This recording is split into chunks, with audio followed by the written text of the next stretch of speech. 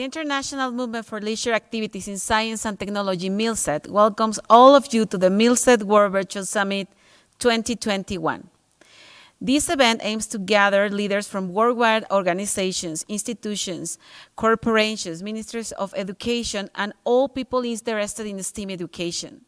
Today, we have had a great program with workshops. MILSET members have attended these great activities. We have had also the round tables, and this is our last conference of the day, so we are very excited to present the next speaker. My name is Liz Vela. I am MILSET Communication Manager, and we will be streaming from UPEP University, from the Convention Center in Mexico, through MILSET Facebook, MILSET YouTube, and social media. So I would like to thank to all the people who have helped us to do this great event. Thank you, of course, to MILSET Executive Committee, MILSET Regional Executive Committees, to Movimiento STEM, to our sponsors, volunteers, MILSET staff who have made this event possible. Thank you very much. And well, now I would like to give the floor to Ms. Bere Suarez, MILSET Managing Director. She will present the speaker. Thank you. Bere, the mic is yours. Thank you so much, Liz. We are so glad to finalize this day that has been with a lot of emotions and with a lot of really interesting material shared with our speaker, Dominic Tremblay, that is coming from Canada. Well, no, in this moment is not in Canada, but well, he will say. So let me introduce him.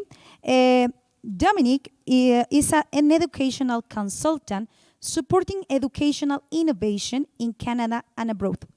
He integrates global skills into the classroom by providing professional development and coaching from coast to coast in Canada and abroad to prepare students for the first century. He worked as a teacher for 13 years in a French school. For the past 12 years, he has owned his own consulting business, providing services to school boards in every province and territory in Canada. He has supported thousands of students and teachers in mathematics, science, technology, social studies, robotics, and literacy. Dominic has also, as the head judge of the World Robot Olympiad, as a Smart and Science trainer for Youth Science Canada, and as the Master of Conferences of the Canada Wise Science Fair Award Ceremony. So today, on behalf of MILSET, we are so glad to have you here. Mr. Dominic, the mic is yours. Much. It's my pleasure to join you today for this conference. I'm Dominic Tremblay, as you said, and you may hear some noise in the background because I actually want to bring real life science to students. And this is why my workshop is called Redefining the Lab. And today I'm broadcasting from beautiful Kinshasa in the Democratic Republic of Congo. And I'm working with schools here. As Benaris said, schools across Canada and across the world. And I try to bring real science to students. So here are some of the objectives that we may cover today together. First, I think you will understand why using a lab in your school or a science room is problematic. So we're going to have a look at ways on how we can make this better. You will recognize some of the scientific process skills, and I will introduce the process skills that we use at Youth Science Canada with our teachers and our students, so they have all the skills necessary to not only talk about science, not only read about science, but to actually do science the same way as a real scientist would use. We will also look at some of the everyday context that involves scientific concepts. The goal is for students to be able to recognize those concepts no matter what.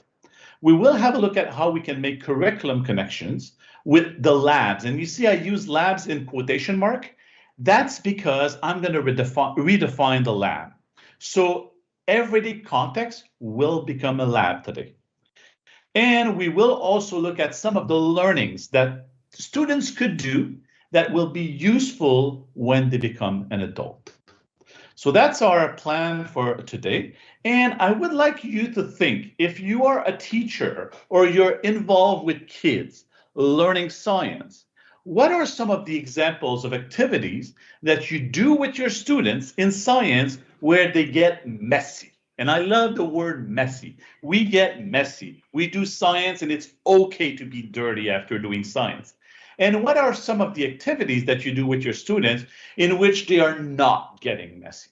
And when you think about it, anything that has to do with going in the fields, going outside, working in the kitchen, students get messy. Now, when they're working in the textbooks, you give them a quiz, you give them a science test, you have them read a procedure in their textbook, they're not getting messy. So I don't know if any of you wants to participate in the chat, but when I ask those questions, feel free to put answers in the chat because I'll definitely have a look at them after the meeting. And I know the team at MILSET is monitoring the chat. So if they find some of the ideas that you mentioned, feel free to turn on your microphone at MILSET and let me know a summary of the answers that we get in the chat.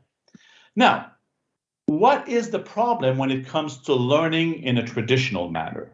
Well, you have here some kids with a textbook, and on the side here, you have an example of a textbook. And this one is in French, but it would be the same in any languages. As you can see, we have a list of steps, and students will perform what I call a recipe without thinking. So you want students to be more active. You want them to know what they're doing and ask questions. Now, how do we do that? Well, when we look at some of the material that some of the suppliers will provide, and I have some examples here. This is taken from textbooks or from material, like suppliers that sells us scientific equipment. Well, they create those amazing kits. Like, this seems amazing. Experiments with pulleys. That seems good for my students to learn about pulleys. As an example, I have here circuits. And you probably found these kits that tell you and show your students how they can create circuits. You probably have seen those kits where students learn about the different parts of a flower. You may have seen those kits where students can study soil, and it comes with all of the tools and even some sample of soils. Maybe you've seen those kits as well, where your students are learning about the student body, and they get all of the different parts and they learn about the student body. Okay, rock and minerals. So you get those kits where students are actually comparing and looking at rocks. Experiment with lights and sounds. I've seen a lot of these kits, which include mirrors and prism and some filters and tuning forks and things like that. Magnetism. We buy those kits where students get magnet and they get a variety of magnetic and non-magnetic substances. Next one, floatability, where you get all sorts of material that will float and not float, and you give it a try and learn about floatability. Forces and motions, you get all of the equipment to study the different types of forces and the different types of motions. This is another one with acoustics, where you get tuning forks and you get some springs and stuff like that to study sound waves. Or chemical reactions, where you get those perfectly labeled bottles with science experiment about chemistry.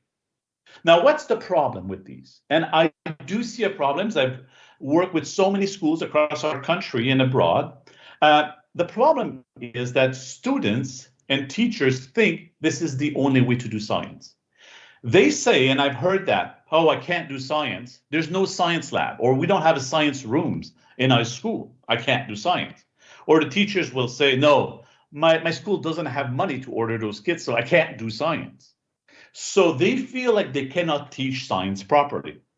And that's not true. They can.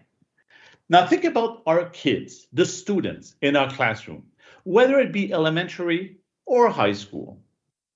A lot of students say, well, science, this is something that I can only do at school. This is not something I can do at home. Or some students say, well, I can do science at home, but my parents need to buy me a science kit and give me a gift. Buy me a chemistry set or buy me, a robotics set. So they feel like they need a gift from their parents to be able to do science. And to me, that's problematic, that kids feel like they can't do science if they don't have the equipment. Now, am I saying that your schools or your organization should not buy any scientific equipment? No. Let me show you where you need to invest. You need to invest in those tools that will let your students do measurement or improve their senses. As an example, here you can measure forces in Newton. That's useful in the classroom. You can have a scale to measure mass in grams. You can have a magnifying glass to be able to see objects closer than they are, or a microscope. You could buy a thermometer that will let students measure temperature. So as you can see, this equipment is not designed to replace what is in everyday life. It's designed to measure what happens in everyday life or to perceive it in terms of the magnifying glass. It lets you see it closer. A stethoscope would be an example when you can hear better by using it. So let's think about science in pop culture. And just for fun, I grabbed a few covers of movies about science. Back to the Future, pretty cool science movie. Walt Disney Mickey Mouse, The Mad Doctor. And look at this one, The Naughty Professors. As you can see, if you look at this, there's kind of a stereotype about science in our pop culture. I want you to look at all those pictures. And what do you see in common in those pictures? And I want you to take a few seconds right now. I will actually stop talking. And I want you to have a mental picture of what we call a scientist. What is a scientist for you? And feel free to type your ideas and your answers in the chat. And maybe if MILSET, you see many answers, feel free to open the microphone and give me some ideas of what was said. But try to think, what is this mental picture when I say, draw me a scientist? What would be that mental picture? Now, we have a look at what a lot of people see. Because of pop culture, this is often what we think is a scientist. The idea of the mad scientist. White hair, older man with a mustache, kind of crazy with test tubes and everything. This is the idea that students have of scientists. And I've done some work in schools where I actually ask students to draw me a scientist. And that's usually what shows up, because this is what they're used to see in pop culture. I actually did a search. I went on Google and did a search for scientist. And boom, this is the kind of picture that I see. See the stereotype?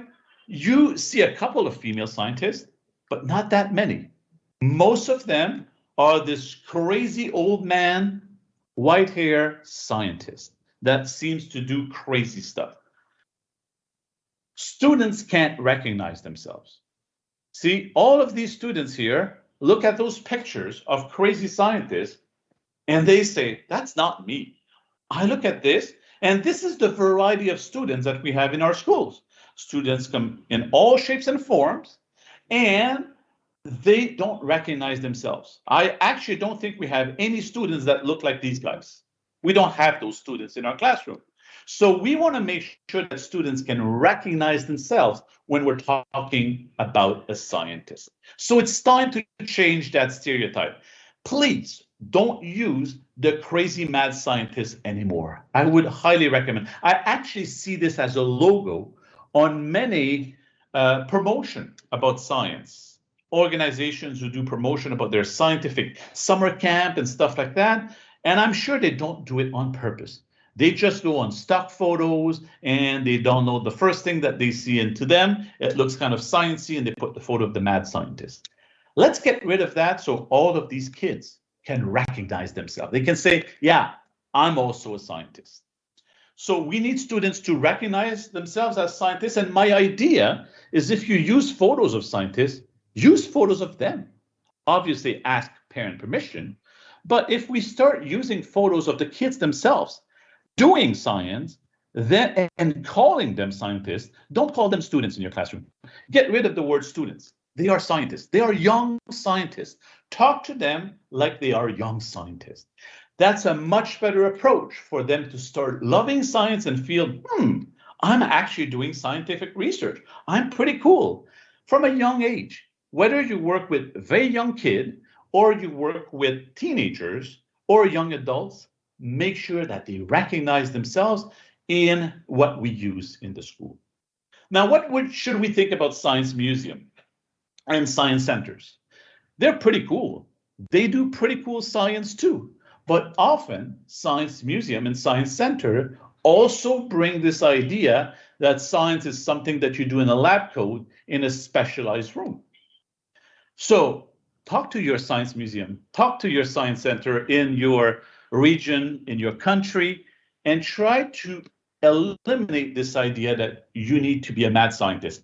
Bring young people of all ages, of all colors, of all shapes and form, so that they see variety in science.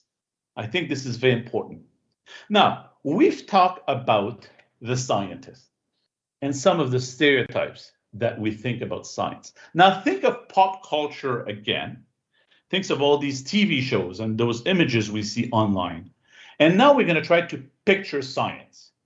Earlier we did the scientist. Now let's imagine what is science as it is presented online or in pop culture. So feel free to type in the chat at the MILSET Broadcasting Center. If you see something in the chat that you would like to summarize, feel free to turn on the microphone. But I want you to take a few minutes just to think, what is science in the pop culture? Now, I did get some examples for you. As an example, we often see the beakers and the test tubes with colored liquids. We see that often. So that's a stereotype of science. Kids think the only way to do science is with this specialized equipment. We often see explosion and big fire, and that's often what we see in science museum because they want to get the kids' interest, and it does spark their attention. It's a great way to get them interested in science, but we need to move further than that. They need to realize that you don't need to have an explosion or fancy colored test tubes to do science. This is something that you can do at home, you can do everywhere. See, I went on Google and I searched for science, and boom, this is some of the images that show up. Look at how many explosions and how many crazy things that we have here on Google when we search for science. So this is where my inspiration comes from. I want to thank Youth Science Canada, and I work with them today and for the last 10 years, but also Youth Science Canada is the organization that got me interested in science, as well as Réseau Technosciences in the province of Quebec. Youth Science Canada got my attention because I realized that I could do science at home. And this is one of my first projects. Little Dominic, grade 7. And I saw my mom start to use seaweeds for food and for medication. And I was like, is that real? So I actually started to do some research on the nutrition of seaweeds and their medical properties. So that was my first science fair project. Didn't go to Canada-wide science fair, so I stayed at the regional level with this one. But then it got me interested. The second year, and that was a while ago, 1991, I think. There was a big tornado in southern Ontario, and my parents own a sailboat. And I remember this moment very well. I was in grade 8, I was quite young. And the tornado was coming. There was warning everywhere, and we were anchored in a bay on a sailboat.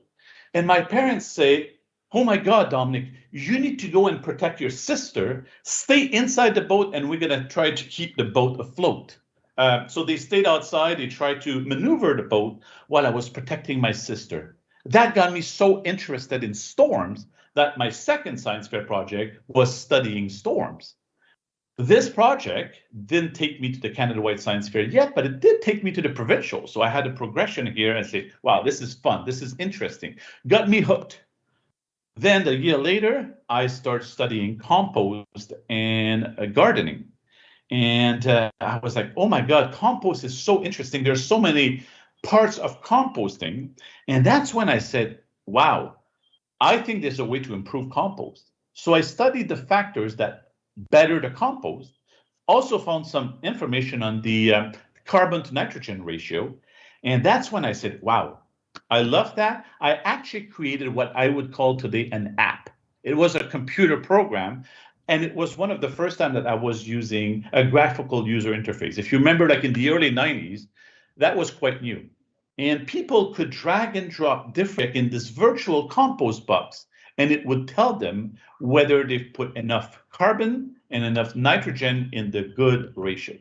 So again, was something that was happening in my life. I would see my parents do some composting, so it was based on my daily life. And then the following year, I went a little bit crazy. I was looking at magic trick, and I got really interested in magic. That's when I said, there must be science behind magic. And I started doing some research on psychology, mostly cognitive psychology and perceptions.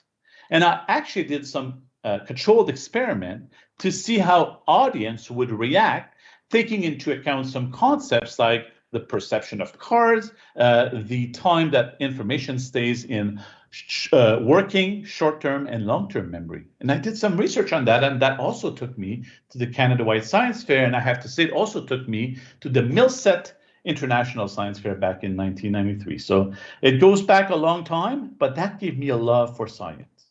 So what we want is to find those authentic contexts that will get students interested in science, that are not necessarily in a lab, but are around them.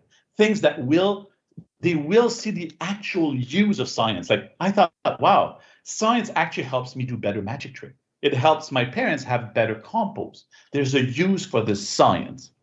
So I want you to think, what are some of the contexts as an adult in your adult life where you need scientific knowledge? Because let's be clear, not all of our students will become PhDs and university scientists or engineers, not all of them. But you want all of them to have some sort of curiosity and know enough science to be able to get by in life, to make informed decision. That's what we want with those authentic contexts. Now, you've probably seen that my workshop or my conference is called The Lab, Redefining the Lab. And I think the lab that we have in schools, or in elementary school, we usually call it the science room, is too sterile. It's something that students don't relate to. This is not what we see around us as science. It is pushing the stereotype again. And I see so many teachers who desperately want to have a lab installed in the school or absolutely want to have a science room. Now, if you look, the definition of a lab, it's a special room with special equipment that use scientific experiment or that are used for scientific experiment or to practice a skill. Now, that definition, let's try to change it a little bit. It's important to awaken students' curiosity. And I put a quote here in French from Daniel Pénac, which says, on ne force pas une curiosité, on l'éveille, which means we can't push curiosity on kids. We need to awaken curiosity. And how do we do that? Is by bringing science in daily life. And science curiosity starts at a very young age. This is preschool. The kids are just babies, they're toddlers, they're newborn, and they're already learning about the world around them. As you can see, the kid who's playing with the garden hose is learning a lot of concept about fluids and water and pressure, viscosity. They're learning a lot about that. The kids who's playing a musical instrument, like this is a newborn almost, learning about sound, learning about rhythm. The kids who are playing with the balls, the kids who are playing with sand, they are learning. They don't realize they're learning. It's not in a school environment, but from a very young age, they are exploring science through their curiosity. And at this age, they're not afraid. They want to try everything. They are not afraid to try different things. Now, I want to show you how we can redefine this lab. So I'm going to take you to different spots where students can learn science And I want you to think with me, what are some of the concepts that are at play in those situations? Playing in the sand at the beach. I remember as a kid, I was building those crazy network of flowing water from lakes to river. I was basically learning about hydrography just by playing, learning through play. These kids are probably learning about salty water if this is the ocean, about the pressure of wave, about the rhythm when it comes to wave. Students are learning about texture in that example. Here, this may seem sad. This kid just failed with all the Easter eggs. But that's actually great. This is a concept. This student is learning about gravity, probably learning about the resistance of those structures, these little eggs. So the students and the kid are learning through play. Kids doing bubbles, soap bubbles, are learning about pressure. They're learning about superficial tension. They're learning about the properties of air.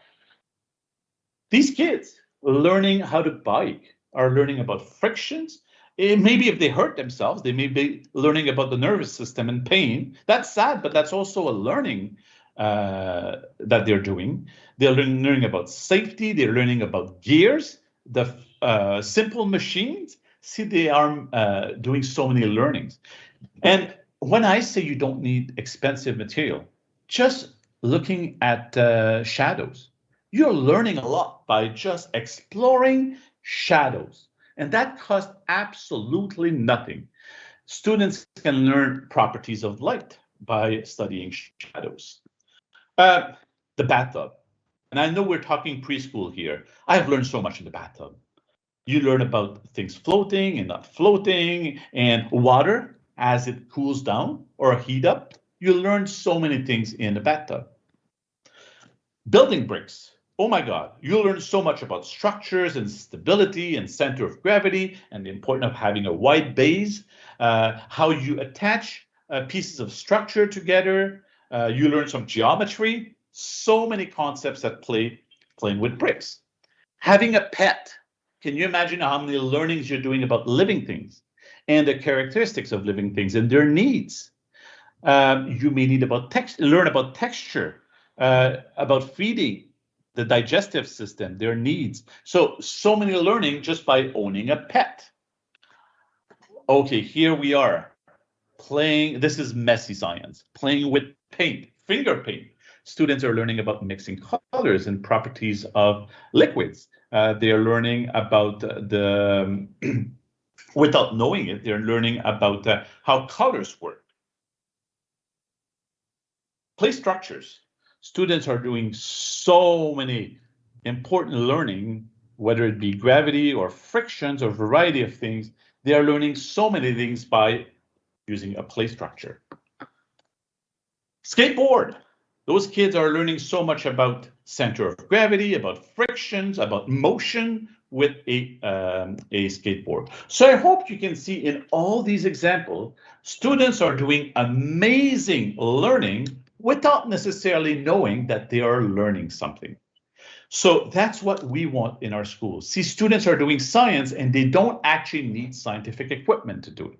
Now, I told you about the process skills, and this is the 35 skills that we use at Youth Science Canada as part of our Smarter Science framework. And if you have an interest as part of this World Summit, we also have a workshop about the Smarter Science framework where we will discuss this in more details. But just as an overview, if you look at some of the skills that we see here on the PowerPoint, on that poster, when students are outside, when they are in all those environments, they are observing, they are questioning, they're searching, they may be asking someone something, so they're interviewing, they're making prediction, they are constructing, they're building, they're planning, they are sometimes measuring with non-traditional ways to measure things.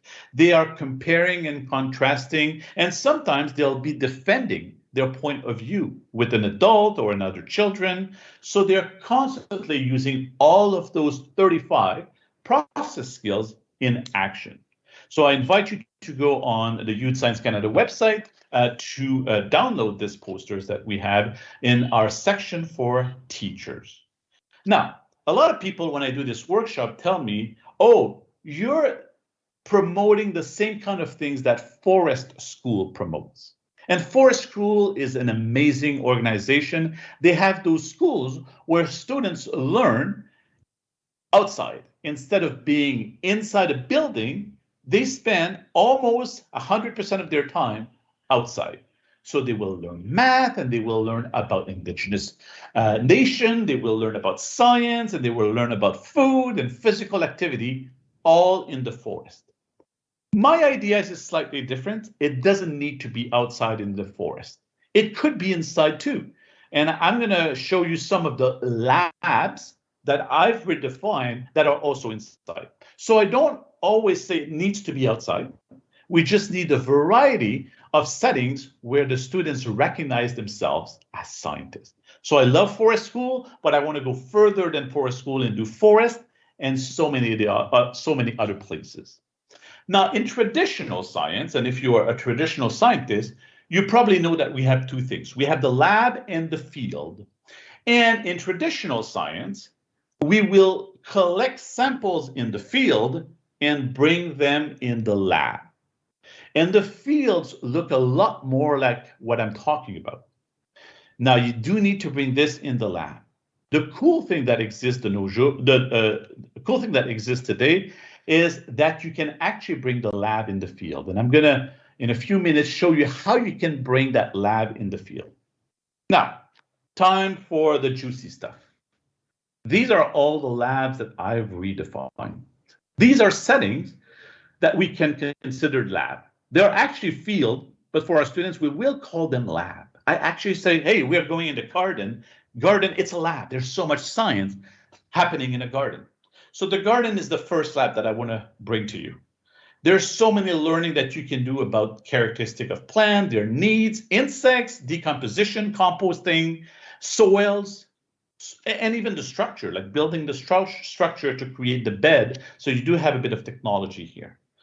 You can learn about heat and light. This is so rich. The garden is such a rich lab. Ready for lab number two?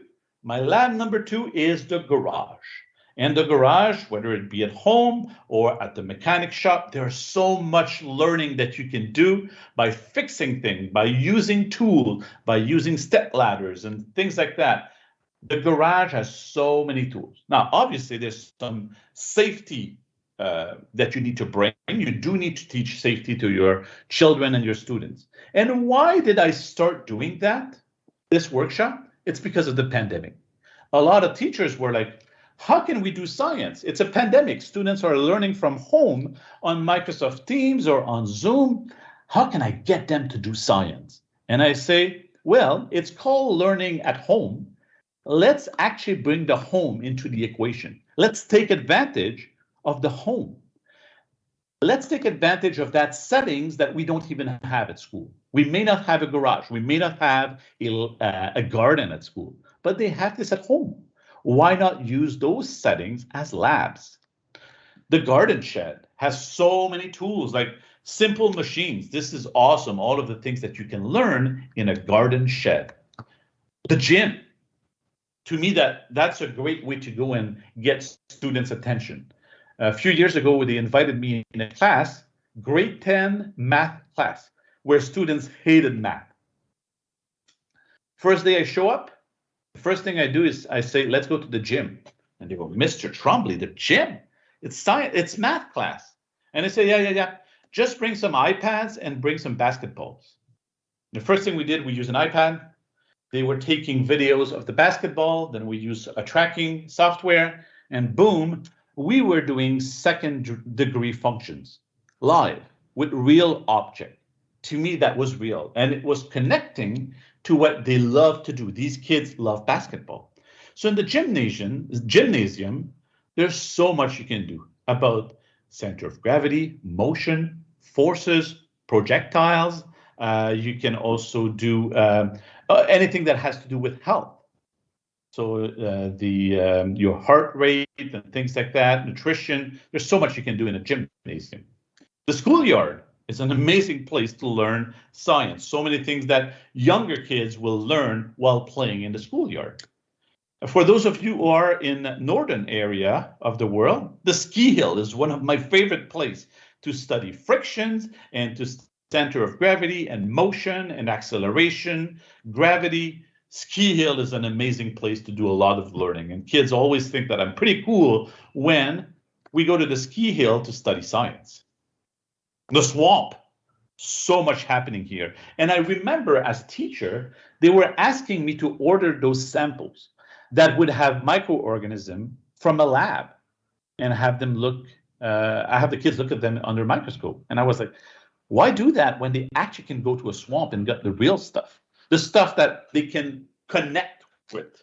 This is stuff they see a swamp all the time. Why not study what is in that swamp? Again, this one I would ask you to bring safety into the equation, but a construction site, if you work with whoever is in charge of the construction site, there's so much learning. And I'm actually bringing this one because that's one way I've learned a lot about science and technology. My dad would refuse to buy a house. He would always build one. So in my life, we spend most of our life in houses that were, mostly under construction. So I've learned a lot about structures and a way to assemble structures by being on a construction site. The beach is an amazing place to learn science. I've already discussed some of the concepts that we can study at the beach. The playground is also an amazing place. So see, we have so many labs now. The kitchen is one of my favorite places.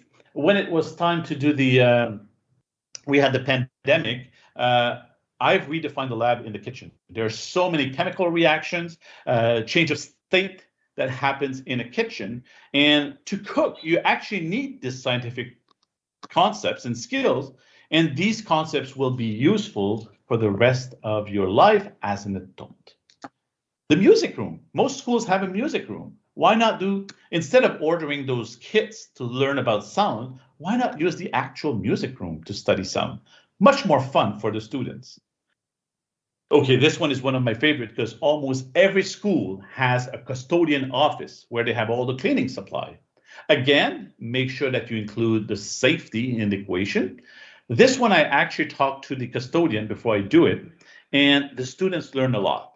There's a lot about chemicals that are being used to clean a school. There's a lot about disinfecting a school, killing bacteria and viruses.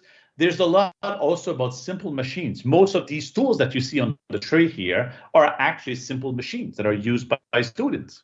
So we learn about the job of being a custodian, and we also learn about all of these scientific concepts. And one thing that I really like to value with students is value that no career is stupid. Being a school custodian requires a lot of scientific knowledge. The students that I support were flabbergasted by how much scientific knowledge the school custodian had using all of these chemicals and all of these tools. And as we are moving toward a more technological world, a lot of the technology has to be learned by the custodian. So they also need to learn about tech as well, and computers and measuring things using probes. Pretty amazing. So it shows them that you will need science. You don't need to become a PhD or an engineer. If you want, that is awesome.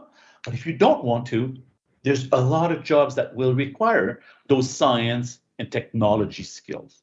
So never devalue any job. Try to see the science that is behind all of these jobs. The swimming pool is also, again, bring safety in here. A lot of chemistry is happening. Sometimes when you open the swimming pool in the spring, it's a swamp. A floatability is there, keeping the water clean, pH, making sure you balance all of your chemicals. This place is amazing to learn science. And this is something I remember as a young kid. This is a pretty amazing lab. My grade 13 physics teacher said, hey, we're going to Wonderland. And Wonderland, if you're not familiar with Canada, it's our biggest amusement park full of roller coaster rides. And we were doing science. We got to bring tools aboard those roller coaster and collect data during the whole ride. So not only were we having fun, but we also had the fun to analyze the data, what the gyroscope or the acceleration were while we were on the ride. So again, this is a lab. Students can connect to that. Make sure that whatever you do in science, it doesn't look like something you only do in the lab, but something that students can actually connect in their daily life. So these are all of these labs. And in Canada, I've actually started a series with one of our French organization for teachers, where every month I bring the teacher in a different lab. This summer, I did science at the beach. Then I did science in the forest in August. Recently, I actually did science in the custodian room. It was a lot of fun. I put myself in a custodian room in the school, and we delivered that workshop. My next one in November, and these are actually free. So if you do speak French, feel free to message me and I'll send you the information. We were looking at science in the garage. So that's for the next one. And I have a different one every month until the end of the school year. I really hope I get to do science on the ski hill when we have snow here. That's going to be lots of fun. So again, today, I'm actually, as I said, broadcasting from beautiful Kinshasa in Congo. And as you can hear on the street, there's a lot of noise. There's so much to learn on that street. I was walking that street today and I was like, oh, wow, there is so much science on the street here, downtown Kinshasa. Also, if you have any interest at the end of the workshop, I'm going to put this in the chat. This is some videos that I've prepared called Science in the Kitchen with Dominic that I prepare for you, Science Canada, for our Canada-wide science fair, where I actually look at cooking and look at all of the scientific concepts that you need to cook. So this is a series of YouTube videos, and we're going to provide you with the link in the chat. And also, I will have my information at the end, so feel free to message me if anything that I've presented today interests you. This series is actually available in English, in French. We have Science in the Kitchen with Dominic et la science dans la cuisine avec Dominic. If you're a teacher, you may also want to involve the parents. So the role of the parents is very important because a lot of these labs are not available at school. I do have a mix of labs that are available at school, like the custodian office and the gym, and some of them are not available at school. So you do need to have collaboration with parents. When I said you can bring the lab in the field, these are a few examples. If you own an iOS device or an Android device, there's a magnifier app where you can basically have not a microscope, but you can have a pretty good magnifying glass for students doing observation. As you can see here, I'm observing a line and I'm not even at full zoom. I've seen also for tablets, the idea of adding a lens. I often use those USB microphones that have become way, way cheaper over the year. So again, you're not buying kits, but you're buying equipment that will help students investigate, that will help students be curious. I love this app on iOS, which is an app to measure using augmented reality. So if you have an iOS device, feel free to use this app. It's awesome in the field where you can quickly do measurement, which would take a lot of time if you were using a measuring tape. And some of the apps that I've used when we talk about forests and the lake and nature. I love the Seek app by iNaturalist. It's free. It's from the National Geography magazine, and it helps you identify plants. So if you're teaching biodiversity, students can go in the forest and collect data about the plants and share them with the rest of the world. And also, I love the Arduino Science Journal. It's a free app. You don't need Arduino. It's called Arduino Science Journal. It's available on Android devices and on iOS devices. And that lets you use all of these sensors that we have for free on our phone. There's a gyroscope, there's a light sensor, there's a sound sensor. Sound sensor is frequency and intensity. You have accelerometer, a compass, magnetic sensors. There's so many sensors included in the phone. Why not use them? Students already own phones or you have iPads or Android tablets in your school, why not take advantage of those sensors that are already there for students to collect data? Now, I'll finish with that, and then I'll take questions. Make sure you look at safety. There's an example of one of our students at Canada-wide Science Fair. She did a project called Mushkipu, which was about using fruit flies to check the efficiency of antioxidants. Now, she started in a bathroom as her lab. So that kind of follow what I'm recommending, which is to look at the labs around you. But at one point, there was so much humidity that it created problem with the walls. So always be careful. Bring safety into the equation.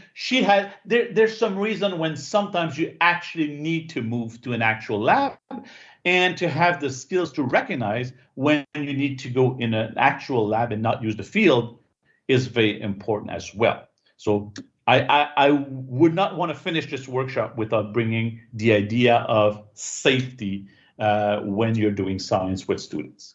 So you have my information here. I hope you've enjoyed the workshop. I would love to hear some of the comments and the questions that showed up in the chat and be able to answer them. Dominic.tremblay@youthscience.ca is my email. You can find youthscience at youthscience.ca. Or if you want to connect with me on Instagram and Twitter, I'm D_Tremblay. So that's it for tonight, but I'm available for the next 10 minutes to take any questions or any comments that you may have.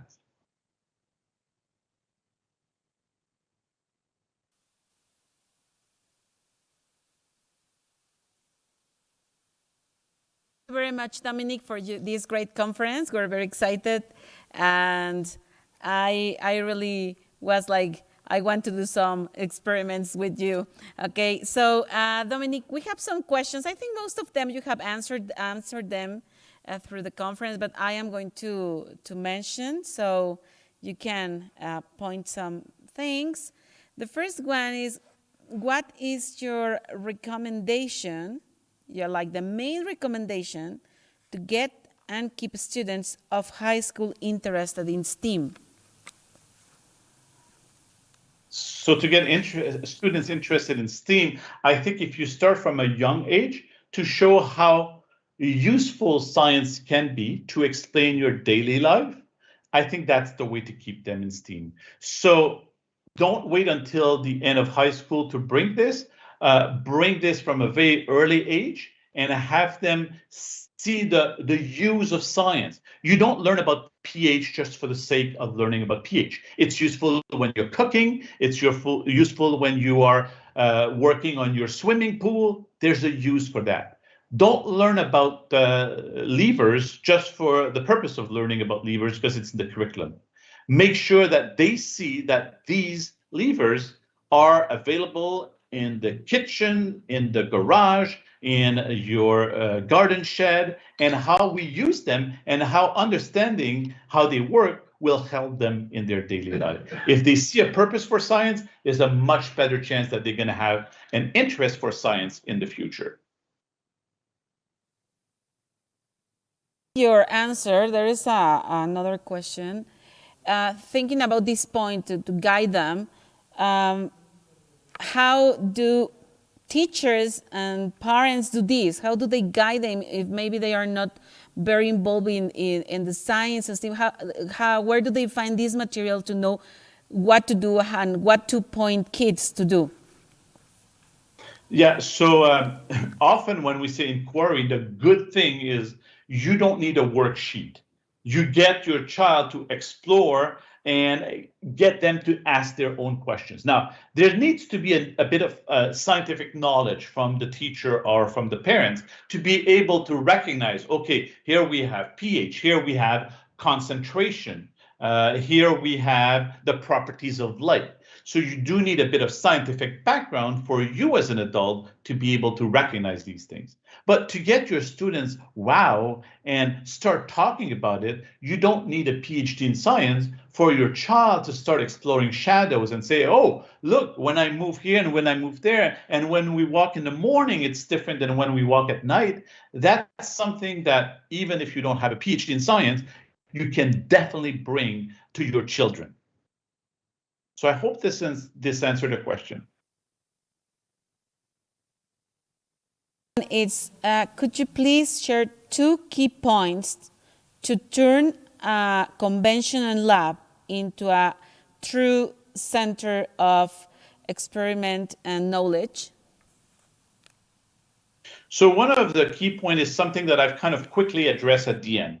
Students do need some sort of equipment to work in the field. And I showed you some of the apps, and I kind of went quickly because in a short conference, we don't have time to experiment with them. But I hope there was enough for you to take notes and be interested in trying those apps. And also all of these measuring tools or tools that improves our senses. So that would be one of my key message. If you're going to invest in buying science stuff, don't buy those kits that are already pre-made with instructions and students just follow the instructions. Invest in equipment that will let your children better explore, better collect quantitative data. That would be one of my main recommendations.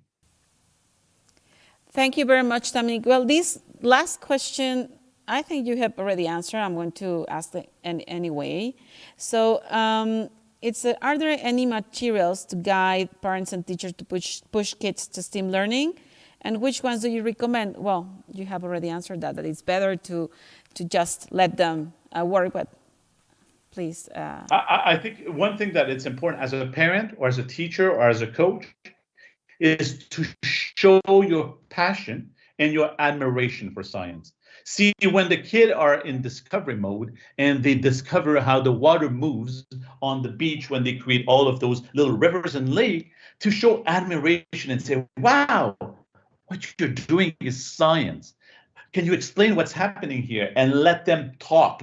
Let them explain what they've been doing. I think that's a great way to get students to be interested and make them feel like, wow, just by playing in this, I'm a scientist. That's pretty cool. And obviously, when they become older, that's when the measurement comes in. Maybe we want to measure actual flow and see how wide the river will be, how this will affect the rate of water. See, the same experiment, the same little thing can be studied by a kindergarten kid and could be studied by a grade 11 or grade 12 kids in high school with measuring tool. The only difference between elementary and secondary is in secondary, we bring way more quantitative data, but same experiment. I'll bring grade 1, 2, 3 kids in the garage, and I'll bring grade 11, 12 kids in the garage. It's just the scope and the depth of what we're doing that will be different. Thank you very much, Dominic. Of course, we have a lot of greetings from Brazil, from Argentina, and from many, many countries. Thank you for sharing your passion. It's obvious that you're passionate about this topic, and now we feel like that way to get back to the kids and our kids and try to just let them observe, and also not only for the kids, I think for us as adults, we should observe more. We should be there, aware of what's going on around us. So thank you very much, Dominic, for this great conference. If there's anyone in the room who has any question, could you please open your mic and ask the question or write it directly in the chat, please? Thank you very much. I hope this was an inspiration, an eye-opener. And as you said, yes, those 35 skills on the Smarter Science poster made by Youth Science Canada, bring them in your life, even as an adult. I love observing and inferring and questioning and predicting what's happening around me. I think that's a great way to do it. You have my information here, so feel free to message me or visit our Youth Science Canada website. And if you want to join me for more and you're part of this conference, I'm doing a workshop on the Smarter Science framework where we will push this even further and look at some of the tools to deliver that poster that I showed you with all of the skills.